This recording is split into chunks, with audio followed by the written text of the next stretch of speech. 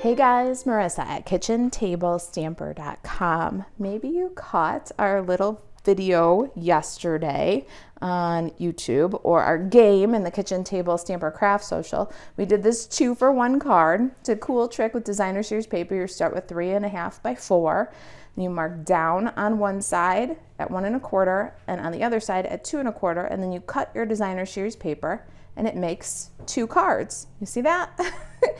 Then on the Craft Social, I played along with the challenge and made the cards in a couple of different colors. Then after that, I knew I needed a project for my Facebook Live. So if you don't hang out with us on Facebook, you're missing some stuff. And this is what I came up with. My friend Rie gave me a little packet like this, 2 tea bags with a little belly band. And when she handed it to me, my jaw dropped. I was like, oh my gosh, that's so cute. And I said, I need to case it for a video. And she said, please go ahead.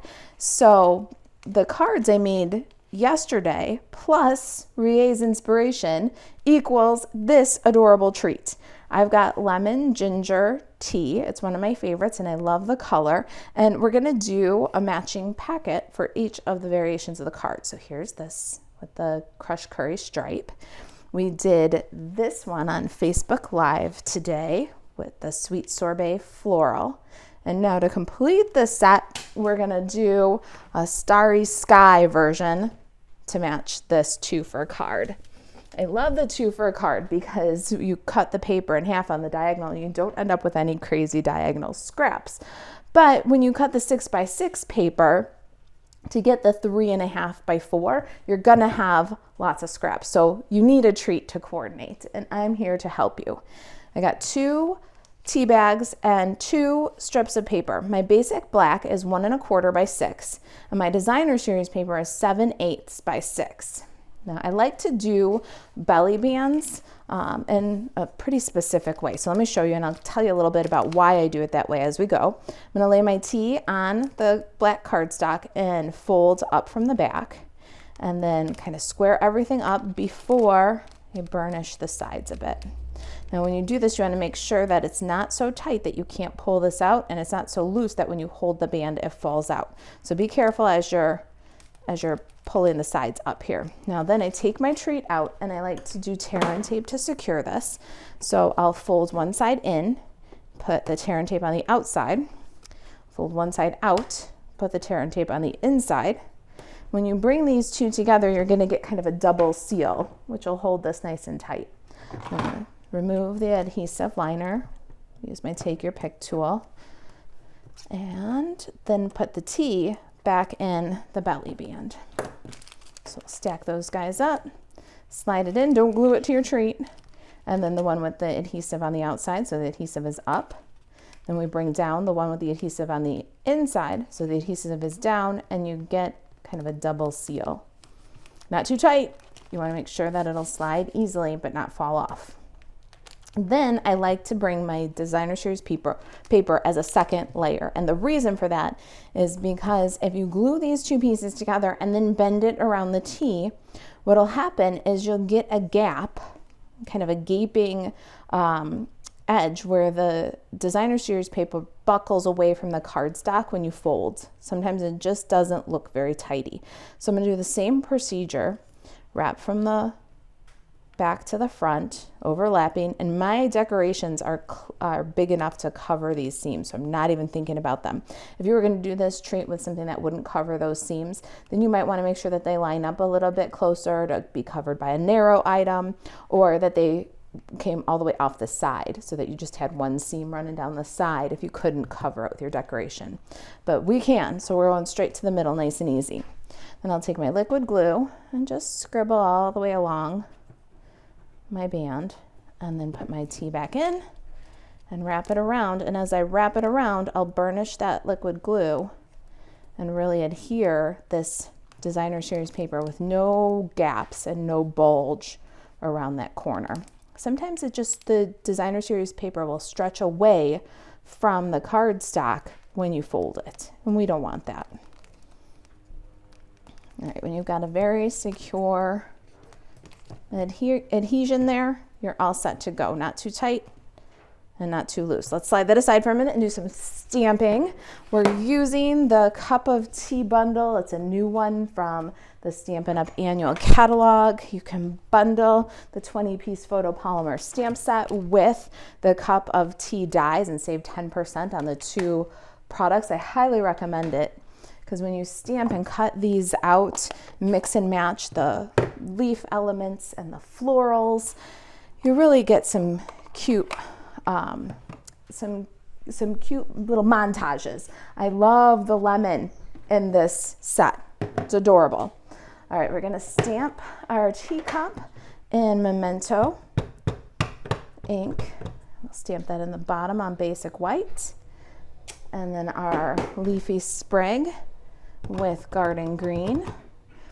We should be able to, one pass, die cut all the items that we need for each of the tea pack treats. Now, this is something that you might want to make multiples. So I chose very purposefully to use just one of each element so that when you die cut, it only takes 1 pass per treat. We did crushed curry for our little flowers, Memento for our outline, and then the little enjoy is garden green inside the tag. Clear away the ink pads and get a black, either Stampin' Right or a dark black, basic black Stampin' Blend marker, and we're going to color our teacup. Just going to color each of the little leaves, and in small areas like this I like to kind of dab and flick. So like dab and flick from the wide end to the center. That'll help you get full coverage and stay in the lines. All right, there it is. And I love the bold high contrast with the bright Designer Series paper. Really pops. Let's get the Stampin' Cut and Emboss machine and cut these out.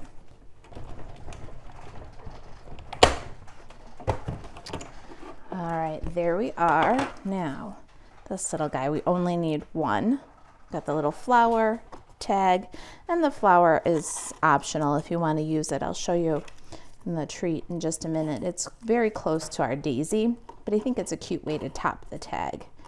If you're making a lot of these to do as a party favor, or you're making multiples for a craft fair or everybody in the office, you might skip the little flower on the top of the tag and just add the twine because it does really nestle right up against the daisy. But I love the extra details. I like to take it kind of a little over the top, maybe even. Let's bring our treat back in here, and we can pop one of the samples over here in the corner so you can see what we're doing. And we're gonna make our daisy now. So I got the medium daisy punch and this crosshatch crushed curry pattern. It's from the Tea Boutique. We're gonna cut 3 of these medium daisies. And if you are careful how you intertwine the petals, you'll be able to get a bunch of daisies out of each sheet of this Designer Series paper. So you're really just gonna get them real super close to each other. All right, one more.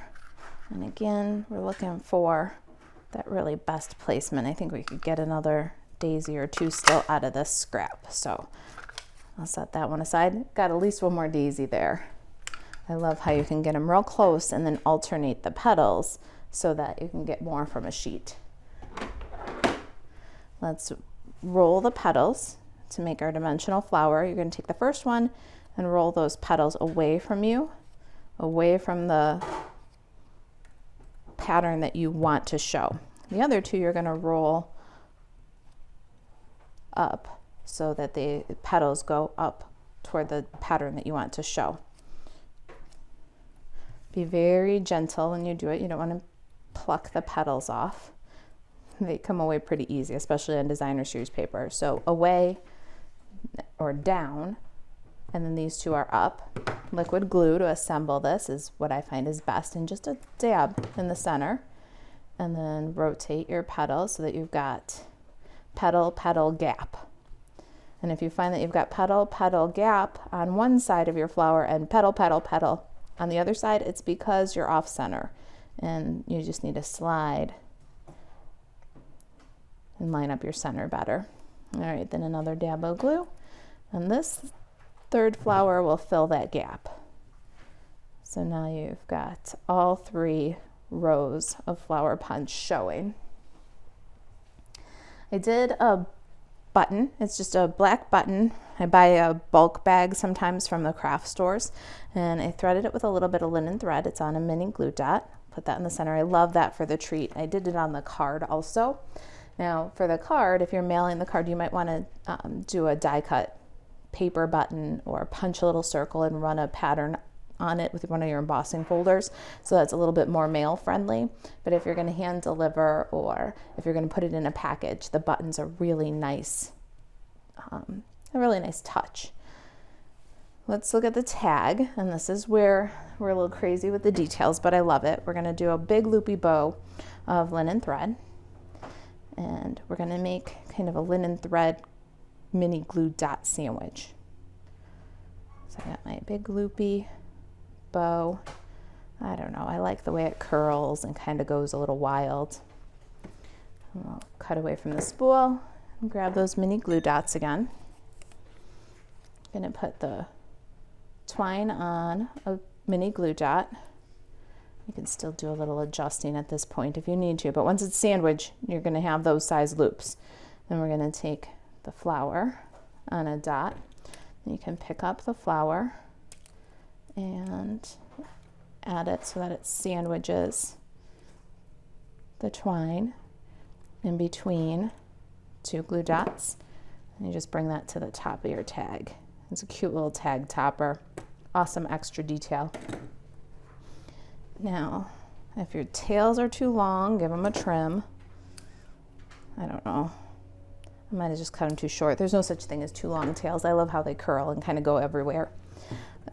You want to put the stem, the little sprig, on the back of the cup with just a little bit of glue, and make sure that it's not too tall. You've got a very small canvas here on your little tea bags. Once you've got that about the size that you like it, then mini Stampin' Dimensionals to add the teacup to the treat. You'll want to put your Stampin' Dimensionals on the belly band and not on the cup. That way you know that when you bring the cup to the treat, you're not going to glue the cup to the tea bag. If you put the dimensionals just randomly on the back of there, you could end up gluing the cup to the treat, and then the belly band wouldn't slide. Next is our flower, and we're going to do the same thing for the flower and the tag. We're going to put the dimensional on the teacup and the leaf. Now we know that we haven't glued our flower to the tea bag, and everything still slides. And then lastly, our little tag, same thing. Put the dimensional right above the handle of the teacup, and then add the tag. And there is your tea bag treat wrapper. All right, you guys, if you've got any questions about the project, you can email marisa@kitchentablestamper.com. And to shop Stampin' Up 24/7, buzz over to marisaalvarez.stampinup.net and click shop. I'll see you in the next video. Thanks for watching.